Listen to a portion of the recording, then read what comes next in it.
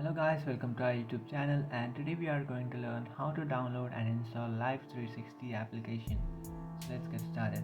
So if you want to download your Life360 application, what you can do is just open up your Play Store, and after opening up your Play Store, in search bar you can search for Life360. After searching for Life360, now you can find this application. You just have to tap on install, and after tapping on install, your application starts installing.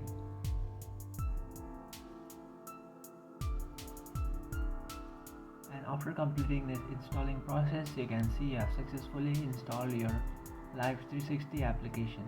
So you can just tap on open and then create a Life360 account. So that's it guys. This is how to download and install your Life360 app. If you find this video helpful, don't forget to like and subscribe to our channel.